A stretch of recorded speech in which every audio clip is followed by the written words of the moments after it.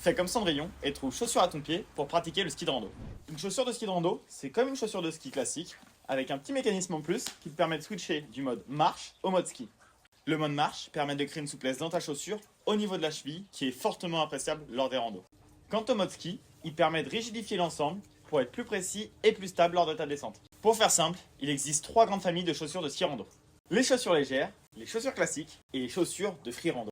Les chaussures légères, pour monter les sommets comme un bouquetin. Leurs principaux avantages, c'est qu'elles sont beaucoup plus légères que les chaussures classiques et elles ont un plus grand débattement en mode marche. Leurs inconvénients principaux sont le manque de rigidité à la descente et enfin le manque de polyvalence dans la pratique. On peut faire que du ski de rando avec ça. Ensuite, on a les chaussures classiques pour un confort optimal aussi bien à la montée qu'à la descente. Les principaux avantages d'une telle chaussure sont le poids, le débattement en mode marche et la rigidité en mode ski. L'inconvénient principal d'une telle chaussure est son manque de polyvalence dû à sa conception. Il n'est pas conseillé de pratiquer le ski alpin avec une telle chaussure. Enfin, la troisième famille de chaussures de rando, les free rando. Les principaux avantages d'une telle chaussure sont sa polyvalence, aussi bien en rando qu'en ski alpin.